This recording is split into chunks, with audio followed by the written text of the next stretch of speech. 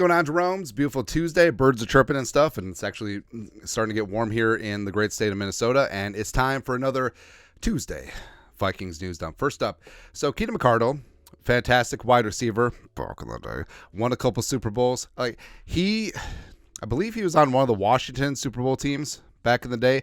I won a ring with the Bucks as well. And Keenan, especially like with the Jaguars, him, Jimmy Smith, Mark Brunell, Fred Taylor, I mean, those are some good teams, man. And he's turned himself into one of the best wide receiver coaches in the game, universally respected. He's the only position coach that held over from the Zimmer to the O'Connell regime. That's how much respect and regard his players have in him. So you would think that he would start to be moving on up to the east side. Finally got ourselves a piece of the pie. And last offseason, he did have OC interviews with the Chargers and the Patriots. But this year so far, nada. Now, part of it is, yes, there's some head coaching openings, and once they are set, there will be backfilling of coordinator positions. Yes, fully understand that. But the fact that there are several OC openings, and McCardell has had zero goose egg D'Angelo Russell interview requests, that doesn't sit right with me. I think that McCardell is a stud. You look what he's done with JJ. You look what he's done with Addison and Thielen and KJ. And the man deserves respect. I think the man can operate an offense. And also, I would love to see a Keenan McCardell offense. We're just like, hey, we're going to chuck it. Let's go, man. But, so again, selfishly, sort of like Flores, love that he's going to be here with the Vikings in all likelihood, although he certainly should get a couple of interviews once some head coaching jobs are solidified. But he's going to be rising up in this league, and he deservedly so. Love to see it, man. Also love to see. So Frank Ragno is a tough son of a gun. The pride of Chanhassen. I don't know why the Gophers didn't get him. Because he went and played for stupid Brett Bielema down in Arkansas. But he's an absolute stud and a monster and one of the best centers in the game. Rap sheet. Lions All-Pro center Frank Ragno suffered both a sprained knee and a sprained ankle in Sunday's win over the Bucs. Sources say Ragno missed a few plays and somehow went back in. He's expected to play in the NFC Championship game. Also, Jonah Jackson, their stud guard, had a meniscus surgery, and he might return. So that's how tough the Lions are. Not only do they have probably the best offensive line in the game, they're tough as nails as well. And respect to Ragnar too, because once he got rolled up on in that game, you're thinking, okay, that does not look good. But he came back in, and also one of the game-clinching touchdowns with like their third-string running back, they ran it straight at Vita Vea, and Ragnar got the stalemate, got things done, man. Again, West Metro tough. Ragnar, man. Speaking of Lions, so this made waves on Monday. Pelissero go. A three-time Pro Bowl tight end Zach Ertz is signing with the Lions per Sources. Ertz will start out on the practice squad with plans to potentially elevate him for the NFC Championship game, a boost for the final stretch. Now, Ertz already has a Super Bowl ring, allegedly, with the 2017 Eagles. And, with the Cardinals, like, they let him go midseason when it was clear that they were out of it, and he was going to basically just ring chase. Go find himself a contender. I ain't mad at you, but it feels like with the Final Four, with the conference championship games, this feels like a little bit of cherry picking. Now, yes, the Lions' top two tight ends are dinged up, so having some depth as well as some veteran depth would be valuable in this spot. But I don't know, man. Like, Ertz is taking a practice squad spot of a guy who's grinded all season in all likelihood. And, practice squad guys generally aren't going to be playing in the Super Bowl. But if the Lions do go, the practice squad goes with them. And they practice all week on site. They're on the sidelines for the Super Bowl. And Ertz is essentially taking away one of those experiences from a Lions practice squad player. I don't know. But I feel like if you join a team with two or fewer games to go before the Super Bowl, your Super Bowl ring should be cubic zirconia or something like that.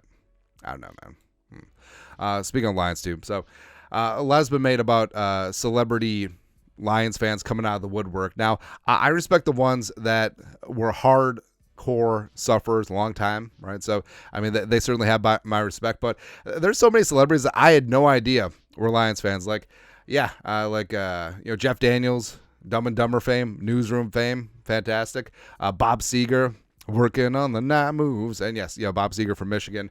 But yes, the ones that make sense, like Eminem, Kid Rock, everyone from Detroit and Michigan and whatnot, Craig Robinson.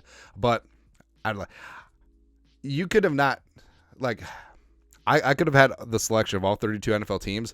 And if my life depended on it and you gave me half the field, I would never have guessed that Jeff Daniels is a Lions fan. Like, I would have picked 16 teams that they all would have been wrong. But I don't know, like, I know that the Lions are having their moment in the sun, and this is great, but I feel like when the Vikings had some solid teams, back in the day, talk about 09, talk about even 2000, like, talk about 98, talk about 2017, it's like celebrities didn't come out of the woodwork for the Vikings, which I kind of like. I kind of like that we're not a flavor of the month bandwagon team. I mean, what happens, like, we got Josh Duhamel. We have the comedian guy, name escapes me. Oh, Nick Swartzen, and that's it. And we had Prince, R.I.P. That's really it. That's it. Maybe some Lizzo, just because of the song. I don't know, man. Our guy Dylan Paul put this out. So, final four quarterbacks. You got Mahomes, Jackson, got Jared Goff, as well as Brock Purdy. Checking to see if you're a human or a robot. Which of these squares contain an elite quarterback? Now, I know what Lions fans are going to say. Jared Goff, carve your ass up. Fully understand that. But how much of it is Goff? How much of it is the system and supporting cast, as well as Ben Johnson? Right. So I think that certainly is part and parcel. And Goff should be good. He was a former number 1 overall pick in 2016 by the Rams. Congratulations. You're panning out on potential. Purdy, I feel like Purdy gets a lot of flack, but to a degree, rightfully so, because especially how he played against the Packers. I mean, there's a lot of cause for pause there, and especially not having Debo there to take screen passes all the way to the house. There's some question marks, but I mean, obviously the answers are Mahomes and Jackson. I don't consider Goff elite. I will say though, he has an annoying connection with Amon-Ra St. Brown, where it's like, oh, is it 3rd and 75? Here's a 76-yarder to Amon-Ra. But I think that, yes, the two elite quarterbacks are currently in the AFC, and a glorified game manager will get in from the NFC. Speaking of which, no transition, but Pelissero. The Bears are working towards a deal to hire Shane Waldron as their new OC, per sources. Waldron, 44, spent the past 3 seasons as Seattle's OC. Now, Waldron does deserve some respect for how Geno Smith really got things going. But what about the Seahawks offense really stands out to you? Kenneth Walker got going a little bit.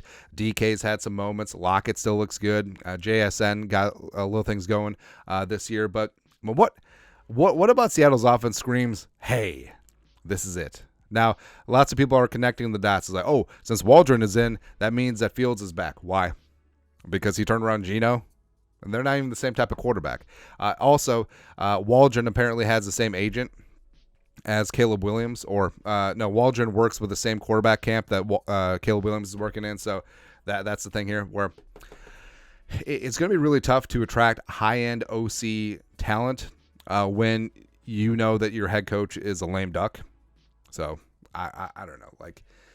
If Waldron is so good, why doesn't the new Seattle head coach, whoever it's going to be, probably Dan Quinn, why was the door not even open to hang on to Waldron? I don't know, man. I don't know. But either way, seems like yum time, because, the Seattle offense was efficient at points, but showtime, no. Exciting, no. I don't think it's going to work out. Something that also didn't work out is Stephon Diggs in Buffalo. So, the Bills can't get past the Chiefs. And you picked up Stephon Diggs to help you get there, but Diggs hasn't had over 100 yards in the last 10 games, and he's only had 1 touchdown, and it's just been rough, man. And also, the drop with the Josh Allen completing or tossing an absolute piss missile down the field, and was it a little bit short in the grand scheme of things? Sure, but should Diggs have come down with it? Yes. Absolutely. But Diggs not talking to the media, doing this whole spiel. Now, credit to him, after the Steelers game, he didn't talk to the media either. So I think things are over in Buffalo. They're up against it with the cap. I think that the Super Bowl window is closed. Yeah, they got Josh Allen, but They got some aging veterans. They got some bad contracts. They're going to have to make some moves here. And Stephon Diggs, he's older. He's still got a large contract. I mean, he's got like 4 years left on his deal. So I think that he is going to be traded. And yeah, it's going to be time for a new beginning. Actually, Diggs to the Chiefs makes the most sense in the world, right? If you can't beat them, join them. Go ahead. But also, Brian Asamoah is one of our favorites, and didn't really get the time of day this year because of injuries. He had a myriad of injuries, had some shoulder issues, but he's ahead of schedule. 5 days out of shoulder surgery. I'm already ahead of my rehab schedule. Thank you, God. Which hashtag the process. Which you gotta trust it. I mean, it's like Joel Embiid. You gotta trust the process. And also, hey, congratulations for getting 70 because you had 9,000 free throws. But all right, so finally. I understand that the Wolves are a young team, and they make some very stupid mistakes. And Mike Conley is the veteran. He's the point guard. And, like, the two worst losses for the Wolves this year, Mike Conley wasn't on the floor because he was getting veteran rest. The Celtics collapse was one of them. And this Charlotte Hornets loss is probably the worst loss of the season.